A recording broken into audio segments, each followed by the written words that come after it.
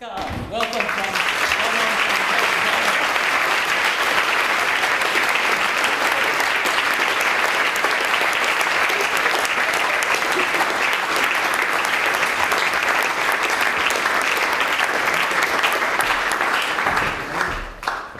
Well, ladies and gentlemen, it's a pleasure to be back here again at LSE. As you probably know, I've just written my next book, Start Your Own Business in 7 Days.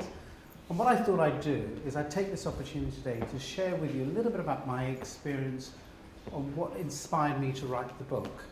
The concept of Start Your Own Business in 7 Days was really inspired by my experience at Dragon's Den, where I met nearly 1,000 crazy people who had some of the most incredible ideas that you could ever imagine. And then during the period of Dragon's Den, I launched a website called jamesandfox.com, which attracted nearly 1 million people who approached me with, even more crazy ideas. And then recently I launched an app which is called James Carn's Business Secrets, that's had nearly 150,000 downloads of people inspired to look at business ideas. And just taking that wealth of activity and experience, it's given me the opportunity to understand what are the things that make successful entrepreneurs become successful. And what I've done in the book is really taking you through that journey of the things that actually work, the things that don't work, but what are some of the characteristics that I look for when I'm backing people. So what I thought I'd do today is, rather than really focusing heavily on technicals or the book, but actually give you an example to see some of the people that I've actually backed and introduce you to real life entrepreneurs, so you can gauge what is it that makes me back a particular individual, what are the qualities that makes that person successful. And my theme this evening is very much based around not success with a business as an idea, but success actually in business is about the individual. And the one common characteristic that I've met through the entire journey of Dragon's Den and meeting those 1,000 people is, generally speaking, each one of those individuals happen to believe that success lies in their idea. What I'm going to share with you today is actually, it's not the idea that succeeds, but it's the individual. So really what I want you to focus on today is to understand what are those qualities, what are those characteristics that when combined together make something really successful. In my analysis, I tend to focus that the idea represents 10% of success, the execution plan of that idea is 45%, and the individual's passion and drive is the other 45%. And those combination is what makes it successful. So let me just take you through the specific individuals that I'm going to introduce you today. So firstly, what I'd like to do is ask Spike Hughes, Debbie Smith and Faisal Butt to join the stage.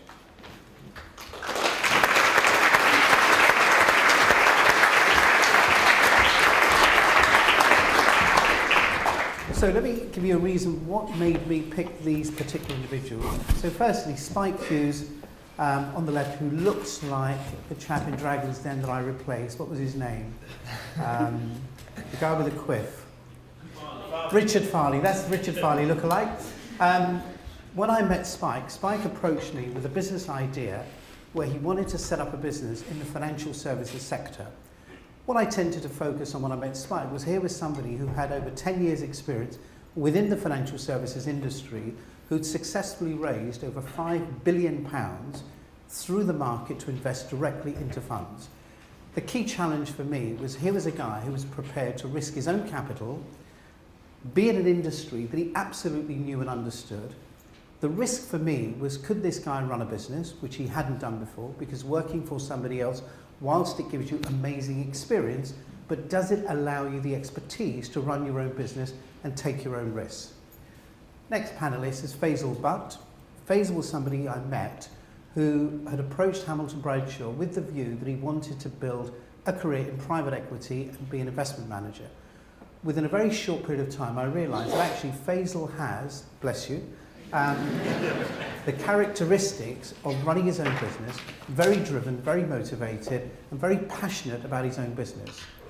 Debbie Smith was somebody who approached me with an idea, who wanted to run a recruitment business in the social services space. Here was a lady who'd actually been there, done it before, worked for somebody, built a business from scratch of over 50 million in revenues, a highly profitable business, and felt that she had reached a point in her career where she was now ready to embark on her own business, was prepared to risk her own capital, work 7 days a week, and put herself in a position where failure was not an option. So 3 very good individuals. But the reason why they're here today is because what I wanted to share with you is every great idea and every great business generally has immense execution risk. Just because you think the idea is good doesn't mean it's going to work. In Spike's particular situation, the minute Spike launched his business, we experienced the worst financial crisis that Spike has ever experienced in his career. All of a sudden, the market that he was about to embark on literally collapsed. Nobody was interested in investing in financial products. In Debbie's case, she already established the business, got the business up and running, literally within a 3-year period, got the business to £20 million turnover, and realised that the government had imposed more aggressive cuts in the public sector that she'd ever experienced before. Her market literally fell out of bed, the margins in her sector literally got squeezed, and all of a sudden she found herself in a position that she could never have imagined when embarking on her business. Faisal had experienced a situation where joining Hamilton Bradshaw didn't actually have an idea as to what business am I going to invest. So like a lot of people in the room, I think I want to be an entrepreneur. I'm very driven, I'm very motivated, but what am I going to do?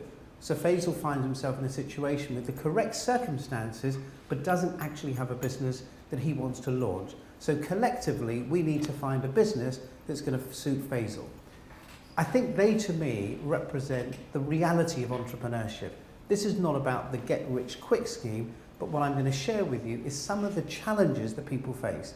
So from your perspective, Spike, if you can just share a little bit with the audience some of the challenges that you face, that although the business plan looked great, the numbers look incredibly impressive, but what happened when the ink dried on the shareholders agreement? Yeah, well, your cheque was obviously cashed. Clearly. Probably 24 hours before the market collapsed. So that was good timing. We've had lots of challenges. You know, trying to hire good people is very challenging. Lots of people are good in big companies, and they come into a startup company, and the environment's very different. You haven't got lots of resource around you.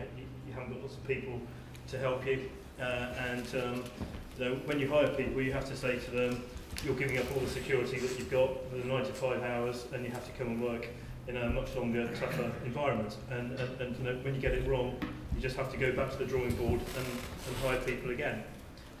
We had challenges with our distribution strategy.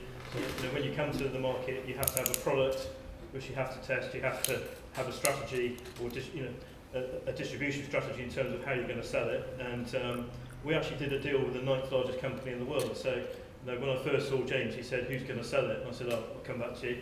And a few weeks later, I came back and said, "I've actually got a contract from a company 4 times the size of Microsoft that's prepared to JV with us." And so I thought, you know, that was like getting the shelf space from Tesco's. But that particular company went through immense change.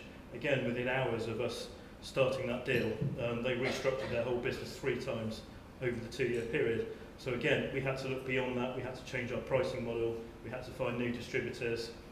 We launched products that were very, very much in vogue in a bull market, but in a credit crunch, suddenly, you know, we were taking building products in the emerging market region in China and India and other emerging economies. Now, I can place a pretty safe bet over the next 20 years you'll make a lot more money in those countries than you will in developed markets like the UK and Europe, which we read about, you know, which is where all the problems are. But of course, when there's a panic in global markets, people in the UK that you're selling to don't want to invest outside the UK, even if the UK and Europe is causing all the problems. So suddenly we had to look at changing our products, finding new ways of selling them.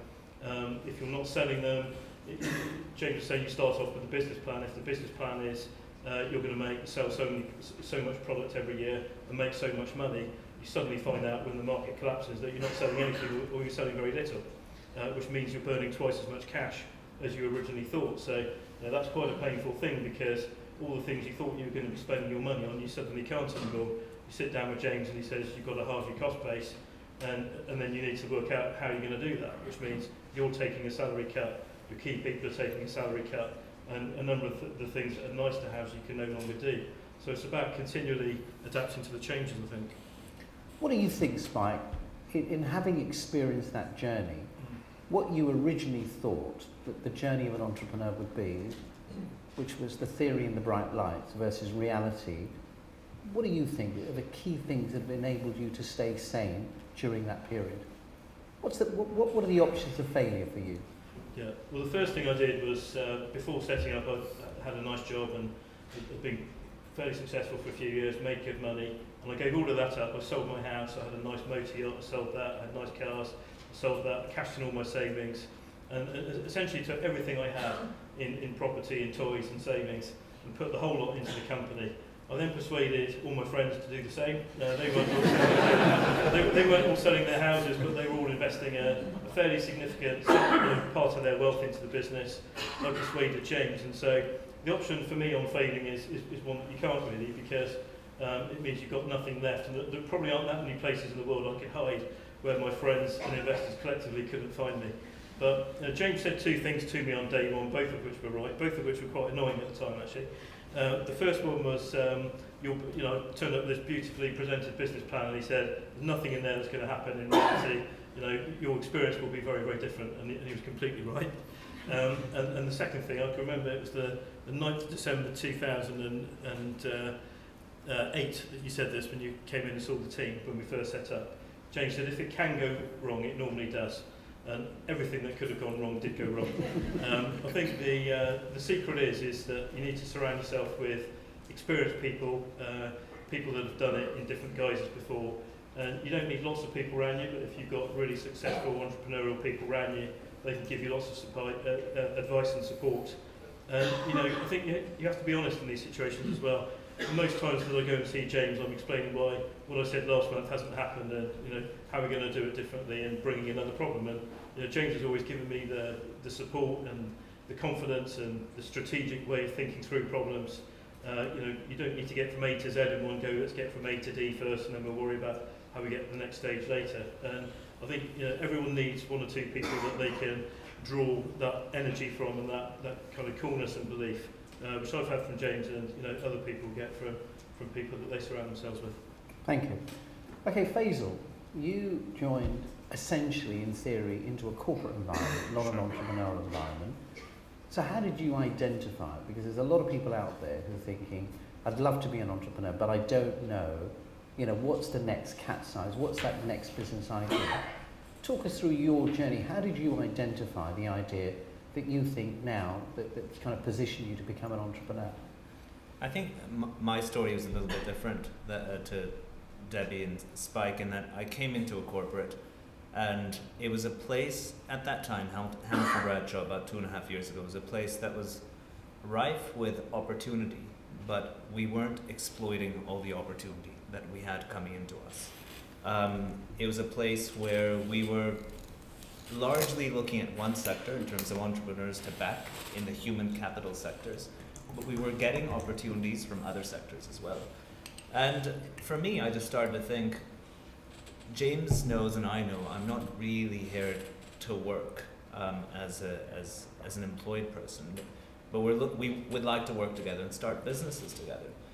And what I started to pay attention to were business plans that were coming in, and teams that I was meeting from one of the sectors that was quite interesting at the time, which was real estate. And this is post Lehman's. Obviously, a lot of people had, there was quite a bit of churn in that market. People had moved on. And what I started to see was that there were talented people, very talented people in fact, and talented teams that had come out of the big real estate companies and had the benefit of hindsight. They knew what had went wrong in the industry, they knew where the opportunities lay, and they were backable teams, and we weren't looking at them. So I just saw that as an opportunity as somebody within HB, and grabbed onto the opportunity and really turned that into a business plan that I presented to James. We had a number of Sunday sessions together, just going through it and walking through how it would work, how many entrepreneurs or teams we would back over a 5-year period. And I kind of got the same response from James that Spike did, where, this all looks nice, but it's on paper and it's very academic and it's theoretical. Show me that this is real.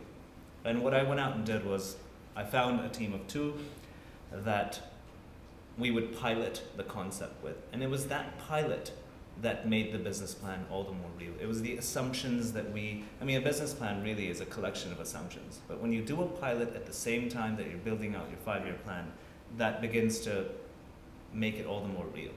And this one business that we backed together has ended up being a very successful business within 5 years of inception, 5 months of inception. It feels like 5 years. And but actually, the reason why I probably slipped and said 5 years is because it is on the brink of doing potentially the largest deal within the HB Group's history. So really, it was all down to backing the right people and really thinking about investing from a human capital perspective. Who's the team? What's the yin and yang between the founders? Do they fit in well together? What's the complementarity in terms of skill sets? And really, it was about finding the right team. And now the entire kind of 5-year plan is based on finding these teams and helping to grow and scale their businesses. And tell me, Faisal, so when you bring a business plan, how do you feel when the first question I say is, it's so good, are you putting money in this deal? I know that I need to think through it very thoroughly before I take anything to James, which is why the model actually works so well. This is a model that James has kind of introduced into the way we invest in startups, where the guys bringing the business plan to the table need to invest in the business. Me being the one evaluating it and running HB Real Estate, which is the venture capital house that's backing property entrepreneurs, needs to put capital into it, and only then will James look at it, and that de-risks it. So I think in many ways when people talk about entrepreneurship being about taking calculated risks, it's about de-risking and managing risk, and I think it's these types of techniques that help you manage risk. Fantastic, thank you, Faisal. Debbie, you're in a very interesting business that actually took off and started amazingly well, fantastic growth, attracted the right people, got the market, got the business up and running, made £1 million profit. Mm-hmm. It was all going really well and you thought you were... It's still going well, by the way. Steady. But all of a sudden, you found yourself in a position that you've probably never been before, where actually the market completely went against you. Mm. Just maybe talk us through a little bit about that experience, because here's a classic situation. On paper, it all looked great, and then what happened? So it did look good on paper, and I think you even said to me, James, correct me if I'm wrong, that after the first 2 years, I've never seen someone business plan so accurately. Mm-hmm. I'll take that. But then the market shifted, and it really did shift in terms of within the recruitment sector.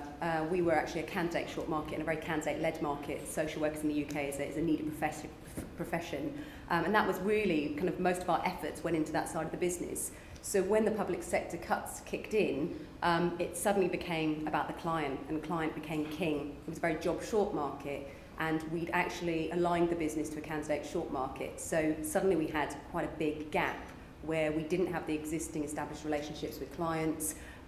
That was absolutely paramount to future success. So for me, it was about having a very strong team. I think we can all talk about the investment in human capital.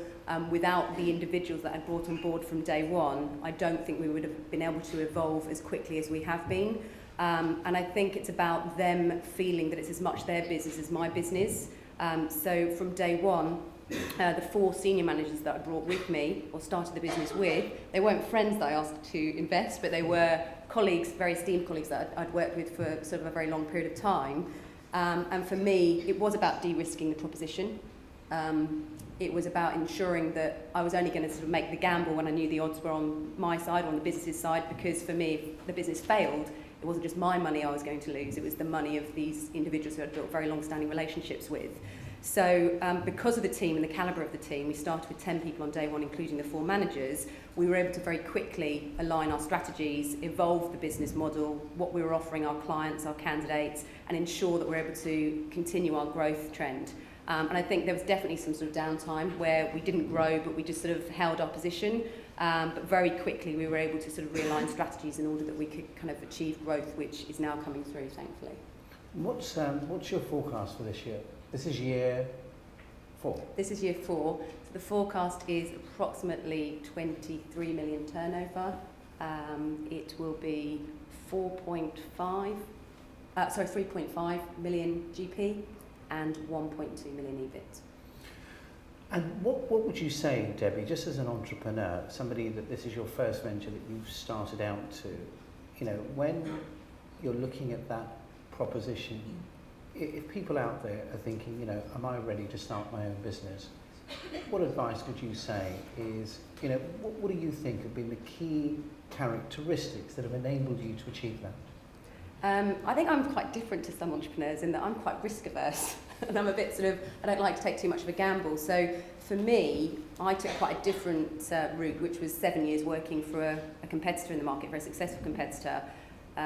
Built up my knowledge. It was almost like a training ground, and then once I knew I had kind of the skill set, having worked my way right through to the top and having dealt with kind of a number of problems, scenarios, making mistakes along the way, I think at that point, you know, I knew I was ready to start my own business.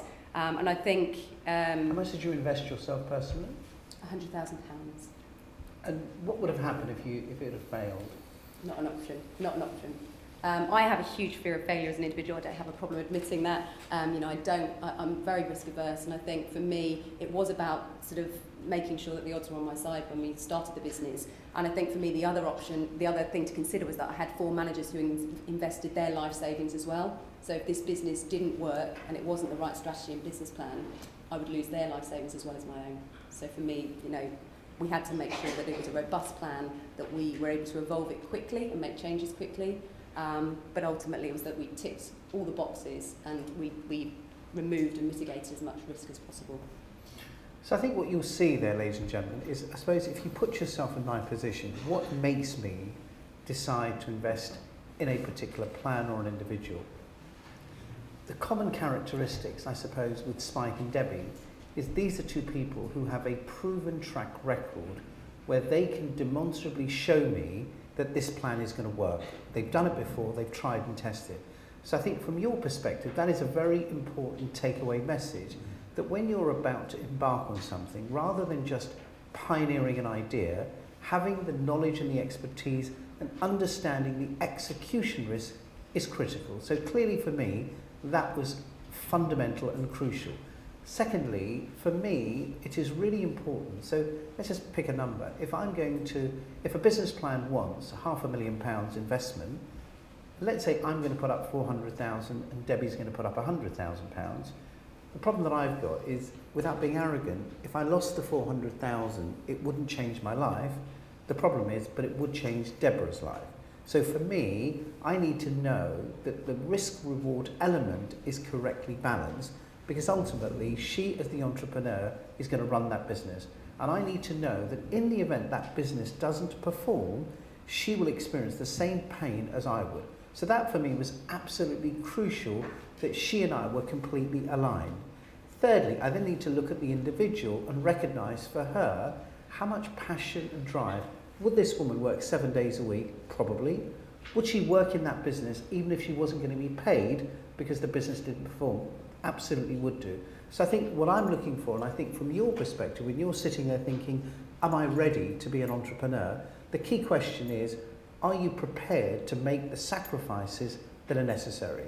I think what you'll do is, through the book, you will see that the way I've kind of described the concept of the journey in 7 days, in a way, I was imagining going down a journey on a train and saying, in that journey, there will be a number of obstacles that you will come across where I will challenge you through the book to establish whether are you ready.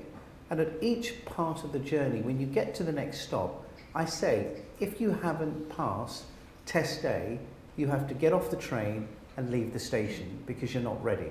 And the idea being is, if you get to the end of the journey and you've passed all the relevant tests, then you are definitely ready and prepared to begin your journey as an entrepreneur. Thank you very much indeed. Okay, thank you very much for this very interesting presentation, introduction. time for Q&A. So this is your chance to ask the questions and get the secrets of these very successful entrepreneurs. Two things. If I give you the floor, please state your name first. And please be short in your question as well. And we try to keep the lectures during the day at the LSE. So who would like to ask a question? There's a question actually at the back. The mic is coming to you.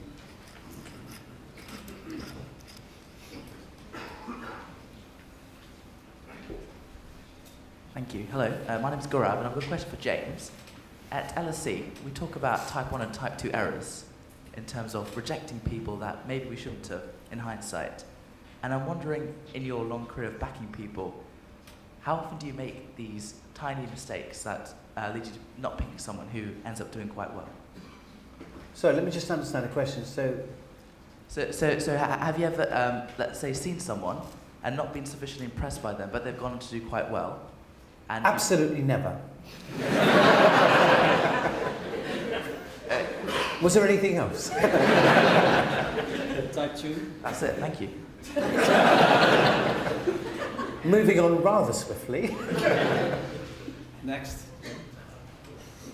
Yeah, hi. I also have a question to James. My name is Troy. Like all the three examples, the financing people you showed to us, like they all got the work experience, before they switched to entrepreneurs. Like, as I'm a student, without much experience. If I want to be an entrepreneur, what suggestions do you have to me? Thanks. I think what I'm trying to, and I picked these three individuals very specifically for that reason when I was coming to LSE, because I wanted to demonstrate that being an entrepreneur is not a race, it's a journey. If I give you an example, the chap who started McDonald's was 63 years old and built probably the world's most successful food business. The chap who started KFC was 74. So, the message I'm giving you, you're a student today, it's not a race. What really concerns me more than anything else is people who start too early, who are ill-equipped, who don't have the experience, the understanding and the confidence. What I'm saying by illustrating three individuals to you is actually what you should do is gain some practical experience of the idea that you want to execute. Because doing it cold, from nothing, with no experience, to me is the highest risk. When somebody asks the question, how many people do I back who make it or don't make it, I probably have one of the highest success rates in the industry.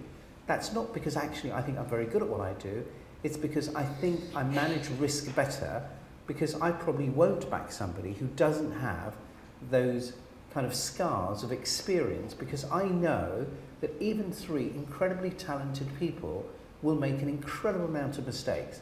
But actually what I need to do is have that cushion of knowledge and experience, that they have something to fall back on. But if you're a student and you're just coming fresh into the market, to me, you would be the highest risk from an investment perspective. Now, that's not to say you won't make it, but if you're sitting where I'm sitting, you're there with capital that you want to invest, and you want to judge and analyse the risk the best you can. And to me, if you have a business plan and you have 5 to 7 years experience with a track record that says, I can do that, and I've done it before, who would I back? The student or somebody who's got the proven track record? So I think my message is that whatever your passion and idea is, you need to embark on that journey and gain some realistic experience of that before you actually embark on your own business.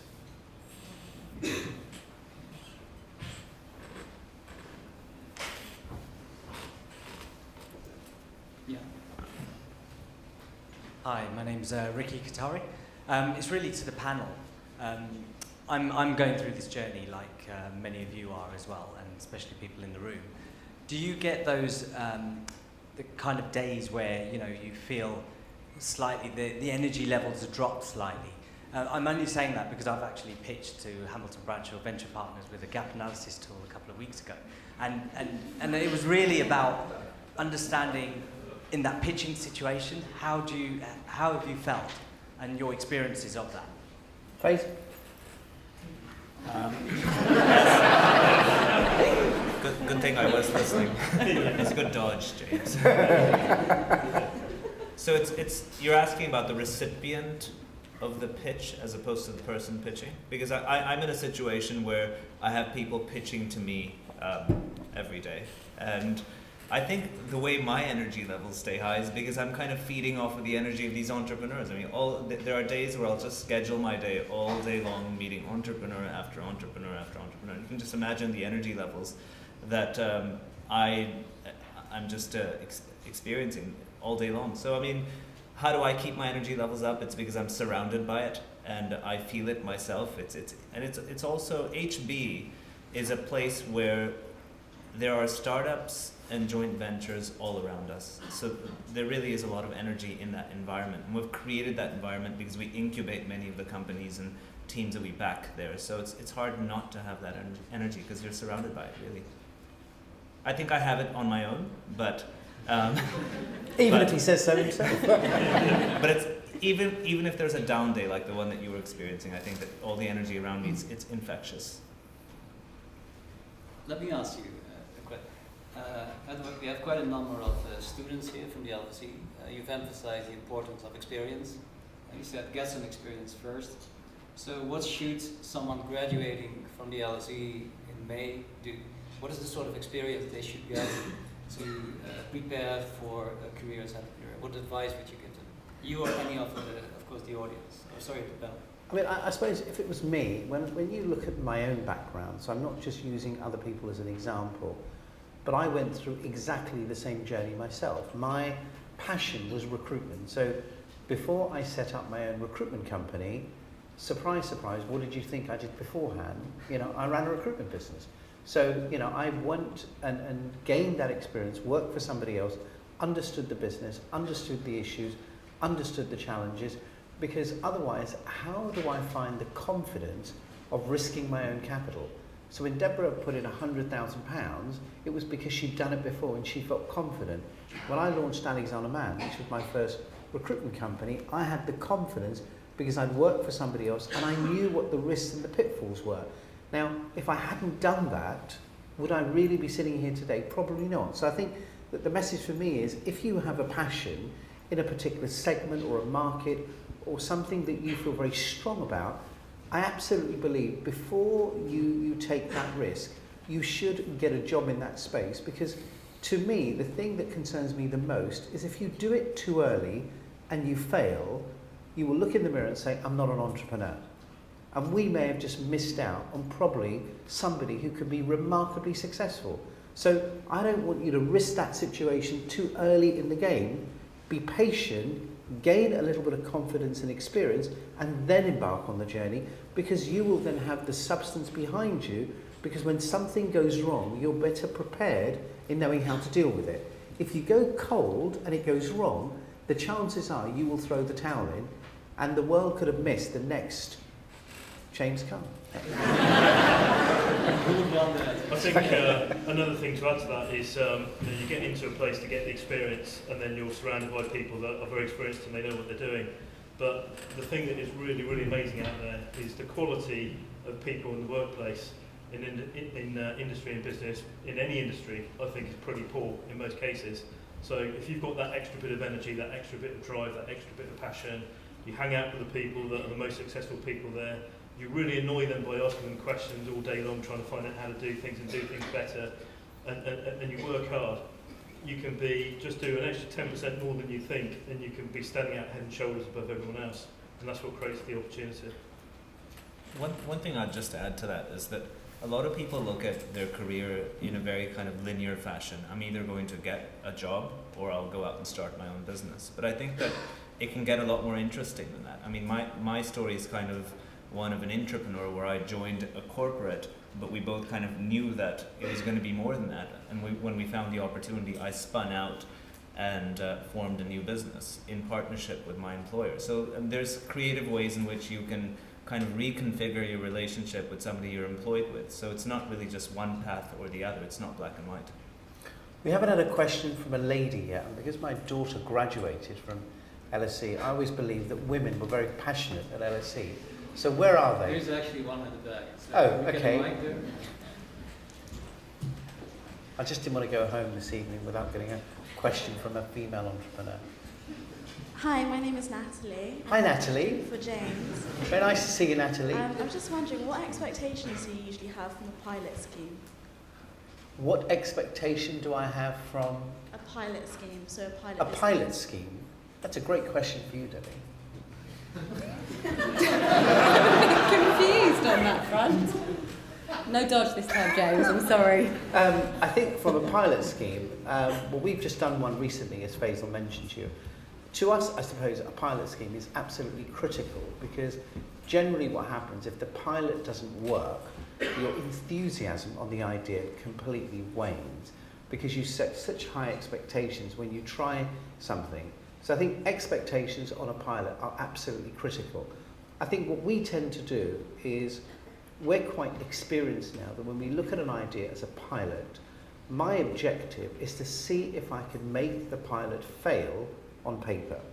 And I think the one lesson that I've probably learned over the last 30 years, which for me is the most valuable lesson, is if you're going to be an entrepreneur, the first advice that I would ever give anybody is you have to understand how to fail.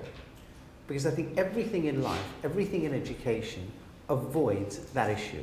And for some reason we dodge it, we don't want to accept it, we don't debate it because we're all so hyped. But I would say, without a question of doubt, if you said to me, if there was a lesson that I've learned, without a question of doubt, it is the ability and art on how to fail.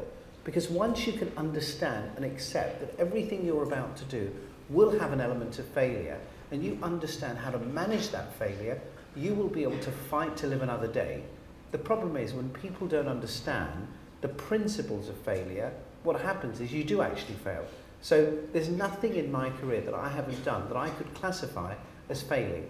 So have I backed an entrepreneur who didn't make it? Yes. Have I bought a business that absolutely collapsed where I lost all my money? Yes. Every category of failure that you can identify, I will put my hand up and said, I've been there, done that before. Now the question is, because I understand it and I accept it, I can continue to believe in the future. So I think that to answer your question, the concept of the pilot is absolutely critical, but if it doesn't work, it doesn't mean you have failed, it means the idea has failed.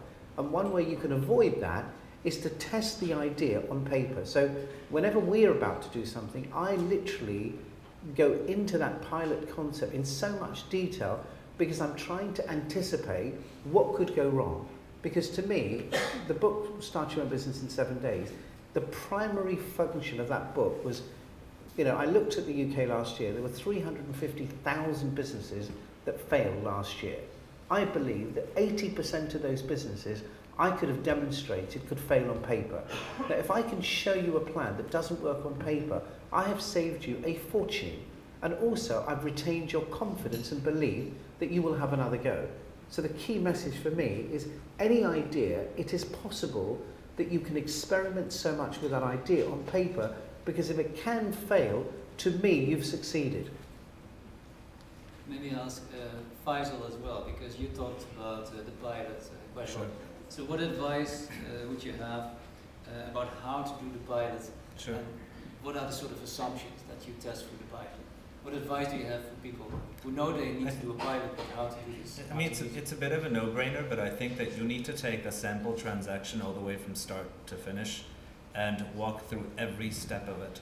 And then just ask yourself the question as the entrepreneur, do I have the skill set to do that one bit of it? I mean, we're sitting in an academic environment, so I can get a little bit academic about this. I would just take your transaction from start to finish, flowchart it out, and just ask yourself, am I the best person to be able to do that step?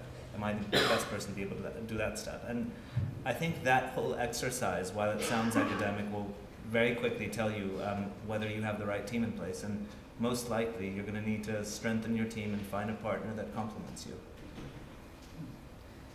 Okay. Question to the back. Yeah, very back, behind you. There. Hi, my name is Patrick. I'm an LSE student. I was wondering if you can walk us more in detail through the decision-making process that you make when you make an investment.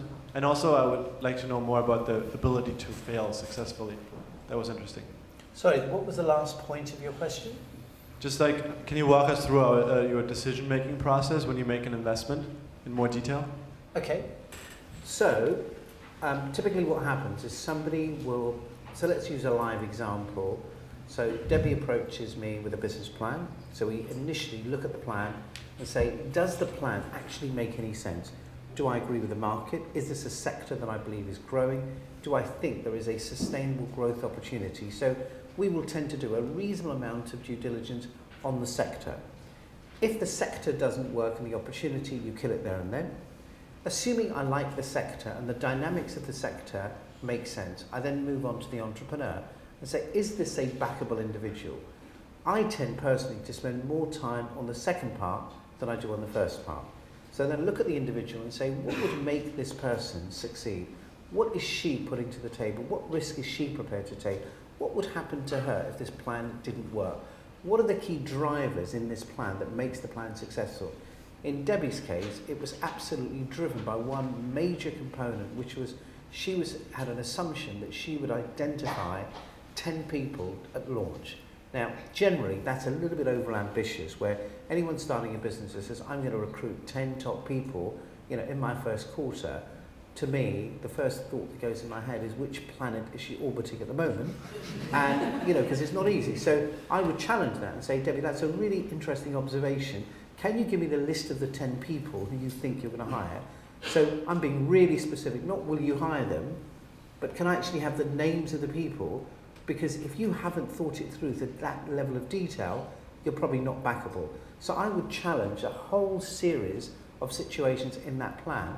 And normally, for me to get to my conclusion, I will probably ask that individual to test a number of those assumptions to prove to me that they've actually thought them through. Because as you know, you can create any business plan that you want. If you can apply the right assumptions, you can make the plan do whatever you want it to do. From my perspective, if I'm going to put investment in there, I need to challenge those assumptions to see how well have you thought them through. If you cannot demonstrate that those assumptions are credible, realistic, and you understand them, the chances are we probably wouldn't make the assumptions, or wouldn't certainly make the investment. No. The lady over there, the crowds. Oh, another lady. Yes. Hi, my name's Dr. Miller Marinova. I'm Doctor? actually, yes, I'm a junior doctor at the Chelsea and Westminster Hospital and an ex-LSE alumnus. I have a question for you, seeing as you talk so much about gaining experience in the sector that you want to obviously become an entrepreneur in. For those of us who are in that sector and have gained the relevant experience, how do we go about taking that leap and, possibly cutting off a secure job to actually become an entrepreneur, and how, what kind of advice would you give to us? And the second part of my question, which I think is going to be slightly more relevant to the majority of people here, is regarding having those fantastic ideas, and how do you take those great ideas and pilot them and put them out there, when so many of us, I guess, are scared of people sort of catching on to the idea and, borrowing it and using it in some kind of other way, shape or form? Okay, really good question.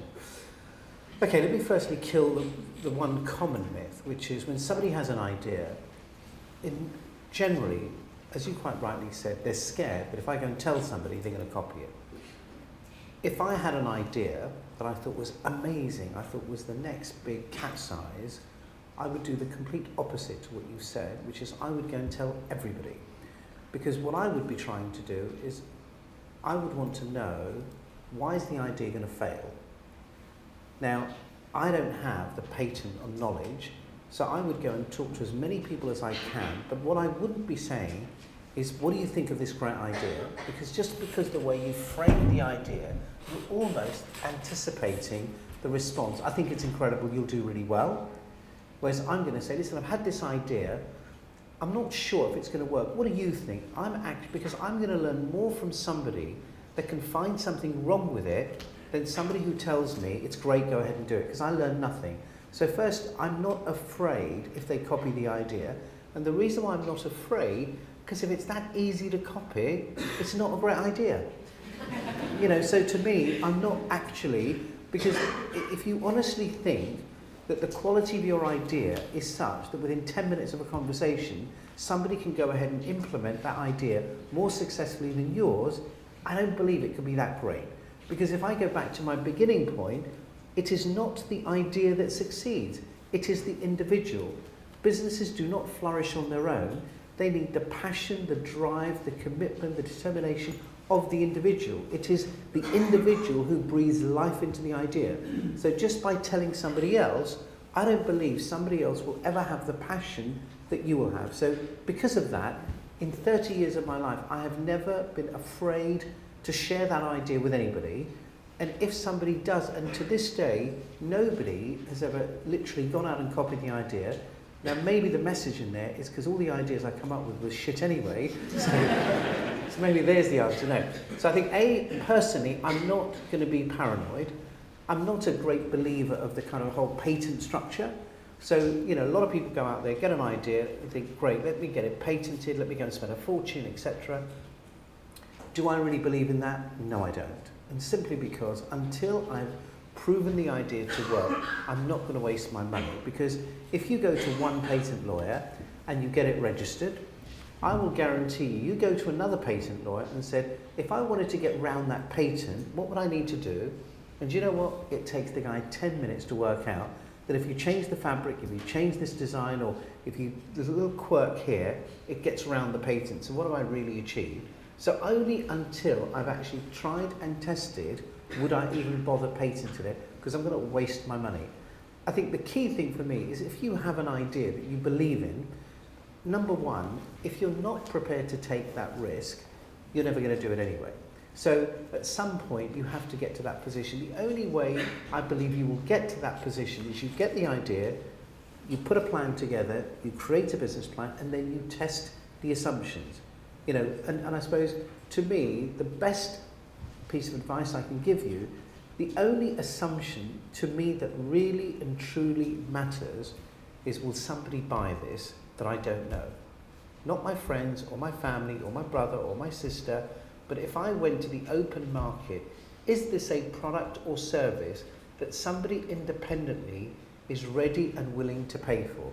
Because I'll give you a really sort of very quick example of a friend of mine who approached me with a great business idea, and I think this is quite typical of some entrepreneurs. So here's a guy, he actually knows me very well, he's been a social friend of mine for many years, and he approached me and said, James, I really feel embarrassed because, you know, I know you get this all the time, but I actually have an idea, I want to pitch you.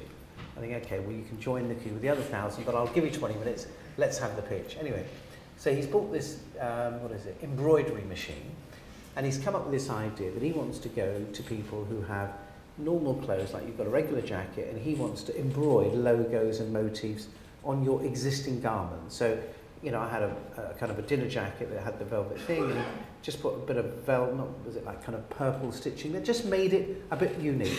Anyway, he said, what do you think of the idea? I said, you know what, actually I can see there must be people out there who've got clothes that they don't wear anymore, but you can jazz them up a bit. It's not very expensive. I think you should go ahead and do it.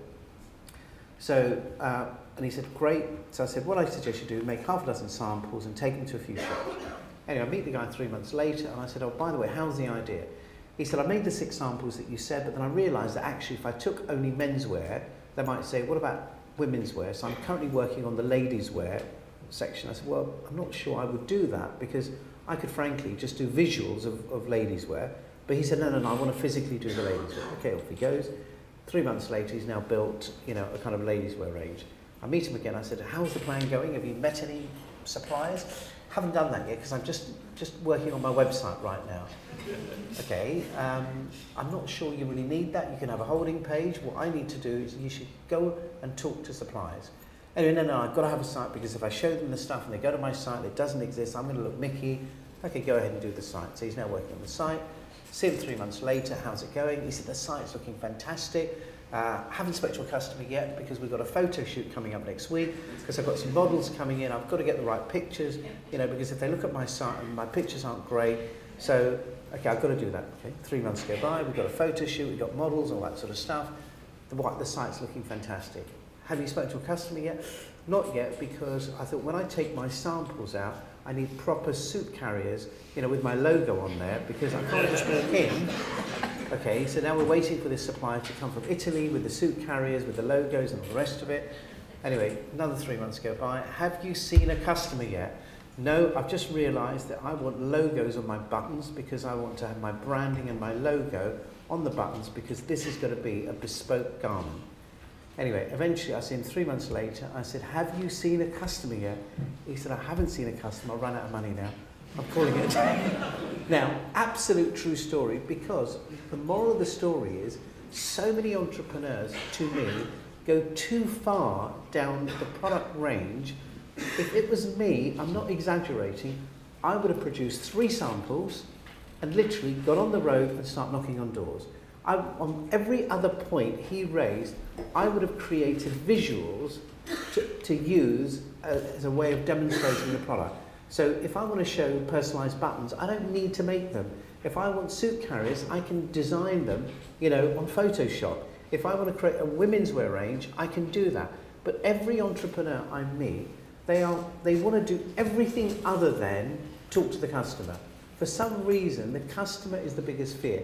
To me, I would start there, talk to the customer first, because if he says, I'm prepared to buy it, bingo, the chances are the customer will say, it's a great idea, but, and that's the but I want to hear. It's too expensive, it's too bright, it's too whatever it is, because that's how you evolve and test the idea. Use the customer to help you gauge your proposition, because if the customer says yes, that is the best evidence that you will have that your plan is ready to succeed. We'll ask at the end again and we'll see how many people are.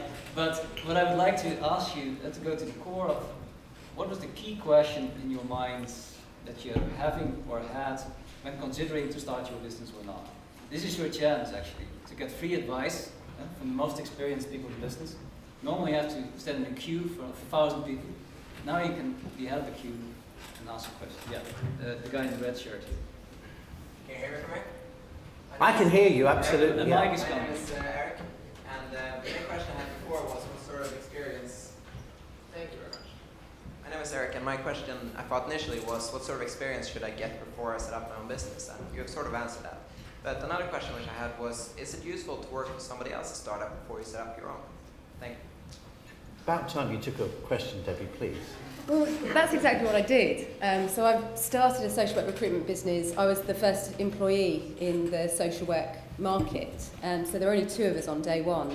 And I think for me that was vital in the journey to where I am today, because I saw that business from a very small business right through to the market leader. We had, at the time that I left, as James said, it was a 50 million turnover company. There were 65 staff just recruiting into the UK social work recruitment market. And that business went through some serious growing pains along the way. Mistakes were made. I was part of that. I progressed through that quite organically through the growth of the business. And I think what that's given me is a kind of roadmap now for what I'm doing with my own business. And again, it means that the risk is mitigated because I've kind of experienced a lot of it firsthand under someone else, with someone else's investment and under someone else's business as an employee with a guaranteed income. And now it's, I'm ready to put my money where my mouth is because I've got that track record there from having worked for someone else. Okay, the gentleman.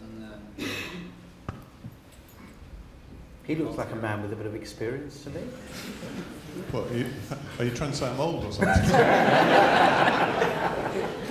Thank you. Mark and Philogov.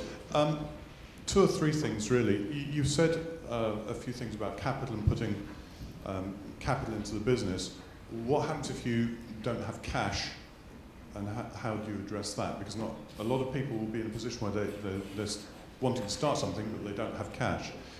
You've also said get the experience and don't go in too early, but a lot of people are quite young perhaps and have extremely good ideas. I mean, there's some very famous examples there at the moment that have turned into billion-dollar companies.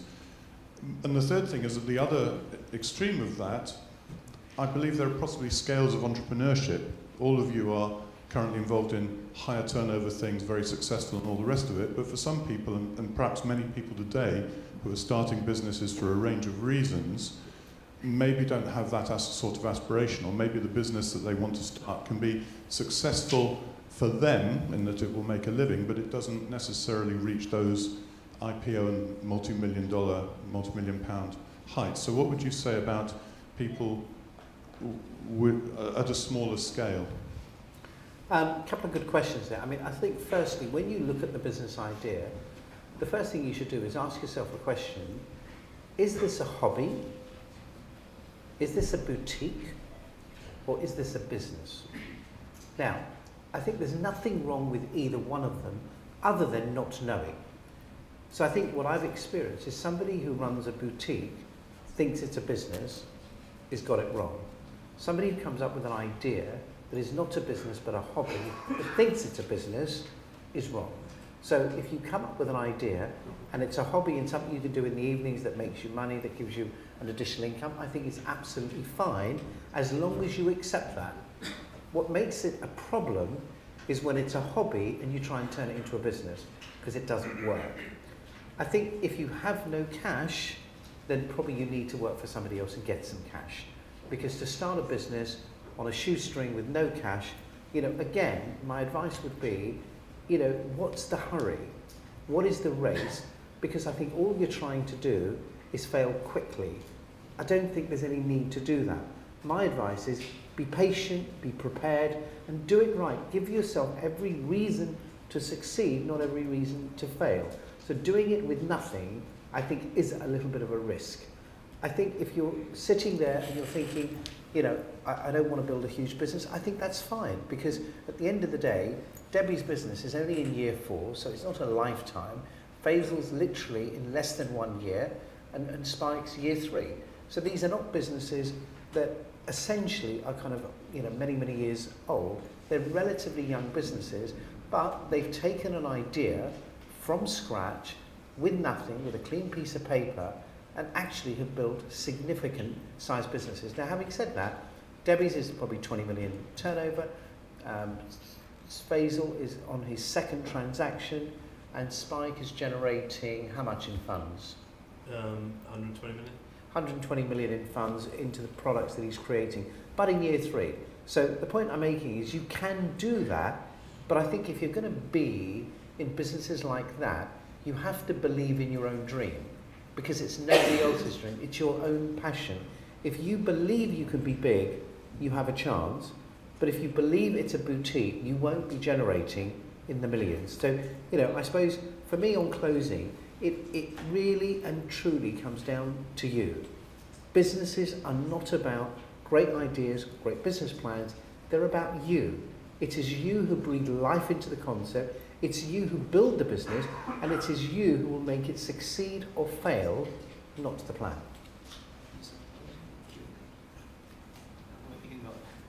Let me ask a burning question myself, actually, and then I would like to ask 2 or 3 questions, and get a portfolio of questions, and maybe start with Spike as a response. Okay? Harry, before you start, can I just say, and for those reasons, I'm out. Out of what? That's right. Out of business. You are allowed to ask some questions. Of course you are. You talked about the business plan earlier, and you said, well, everything will change compared to what you've formulated your business plan. You've also said a person with a passion, and so on. Students are typically trained to make a business plan. So can you comment, or any of the others, what is the function actually of having a business plan, of making a business plan, and what actually makes a business plan? Or does it just have to be short? Sure. Who would like to take that? Can Spike, can I ask you to? Yeah, well, first of all, you need to know what your business is, and then secondly, you need to know what it does, and then people want to know how it's going to make money, and then they also want to know what can go wrong. And so you need to better get those 4 key points in place, really. And then, obviously, once you get on that path and you get on that journey, things do change, the market changes, things take a different course. And you need to always know how and when to actually change the action and change the plan. And if you built a product that's wrong, we did in our first year, you think the market wants it, but for some reason it doesn't. The worst thing you can do is to spend the next 3 years justifying it and defending it and put more and more time in. And what you actually need to do is cut your losses quickly and move on to something else. Any of the others that would like to comment on that? I would just say keep it relatively concise, and you can probably use that time trying to find your first customer, which would be more useful in getting that business up and running. And I've seen 50-page plans, I've seen 10-page plans. I think I get the same information out of the 10-page plan, and sometimes even more on the 5-page one. I'd say just go out there and get started. Do your pilot. And I would agree with that. I mean, I think from my perspective, my plan was about 5 pages long, mainly consisting of spreadsheets.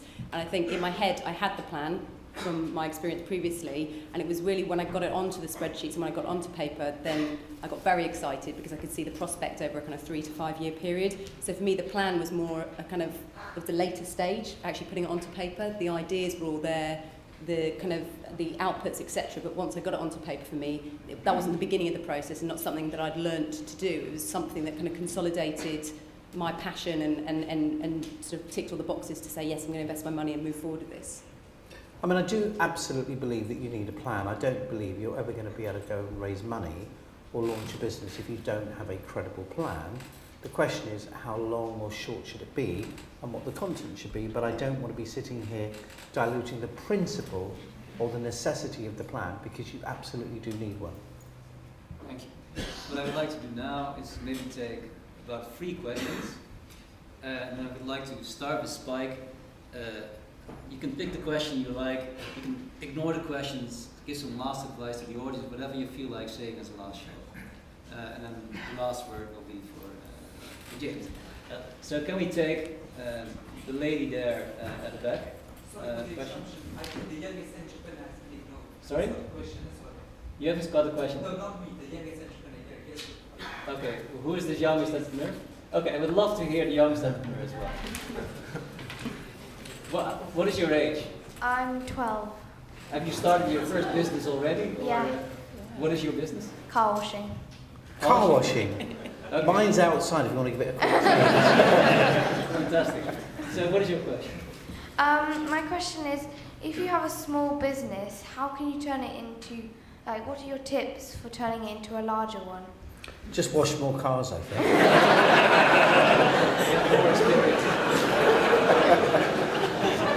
So that's a half a question so far. 3 more. The lady at the back. Then actually the lady here. And then for diversity, we actually need a guy. Maybe the guy in the middle. But start with the lady at the back. Further. Yeah. Okay, there. Yeah.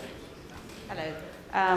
I'm not a LSE student. I have nothing to do with LSE, but thank you so much for But you were just in the here. area that you thought yes. you told me. Yes, and it's a great opportunity, and thank you so much for this. Well, because I'm not, and my business partner as well, we are not here aware of how to approach James and people like successful people like James Khan. Are there any particular ways, except filling up Dragon's Den application form or a website, how to approach Mr. Khan and others? If you stand by the exit in about 10 minutes' time, then... Okay, thanks for the first question. The second question, the gentleman over here, and then the lady up front. Hi James, it's Sandy. Just wanted to ask a question to Faisal and James. I think you recently backed a company called Garrington Home Finders. Just wanted to ask why did you actually back them, and a bit more about the model and perhaps their exit strategy. Okay. I've just got a question. I'm looking at developing a business, but it's not a service-based business, it's a product, which is a consumer product with a sort of technological component to it. So I'm curious to know how you'd go about developing that, seeing as there's all these companies that supposedly offer you lots of help in developing these things, but actually it looks like there's a lot of upfront fees for securing patents, which, as you said, seems a little bit pointless, possibly. So am I better off going to a company and trying to do some sort of partnership arrangement there, or is there some company maybe I haven't heard of that would be more helpful? Mm-hmm. Okay, thanks very much for these questions. We'll start with Spike. Spike can either pick one of the questions or totally ignore it and tell what he wants to share. No, I'll start off with how to get to scale, because you do need to wash more cars. So the problem is there's only 70 cars that you can wash yourself. But I think what I did, I set up a small financial services company, but then I found a big company that could distribute my product. So that company was AXA, and they were the biggest financial services group in the world. So even though we were small ourselves, we found a very big distributor that could then give it some scale. I think in your case, if I was washing cars, I'd try and find a big employer with a big staff car park, and then if you could secure a price and so many cars, and then you could then have the security that you can actually supply lots of your mates to go and clean them for them. But you need someone that can give you scale. Faisal, pick a question. Faisal. I'll pick the question that was targeted at me. On Garrington, it's kind of an obvious one, isn't it? Garrington Property Finders. We backed them because we essentially, a lot of people had kind of shied away from investing into Garrington because the company had kind of a troubled past 2 years ago. But what people didn't realize was that the guy who founded it, who started spending most of his time in the media, wasn't involved anymore. So we were backing the new, younger generation that had done the management buyout. And we believed in him, so we backed the individual. The second reason is if you just looked at their database, they had searched for homes for a number of private banks and their clients. They were very well networked and plugged in to various referral relationships. And we thought that there was latent value in that. We knew that they had a platform that could be scaled, essentially. Debbie? Words of wisdom to close. Not to close, I think you're closing, but to gain investment, I think that's quite an interesting one. For me, it was quite traditional in that, again, I had the experience there, so I was on the scene, and I think when I decided to go off my own, I had some contacts that I could use and network through. But I think these days you can be quite creative, and I just remember back sort of a few years now, there was a guy outside Liverpool Street Station with a sandwich board sort of asking for a job, who subsequently was hired, but I think he did something quite creative and different. And I think if you're not getting through on the traditional channels of approaching people through the internet or whatever it might be, then I think you need to think maybe a little bit more creatively to get people's attention, whatever that kind of method may be. Stop it.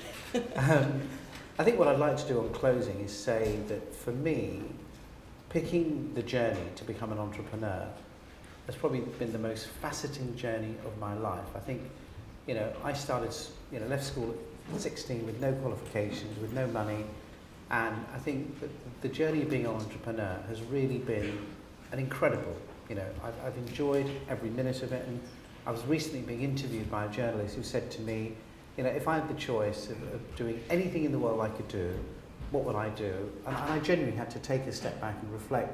And I said, actually, if I had the choice of doing anything, I'd do what I'm doing today. So I think for me, if this is your passion to be an entrepreneur, then I couldn't recommend a better profession, because I do think it's an incredibly and exciting opportunity to be your own boss, to be in control of your own destiny.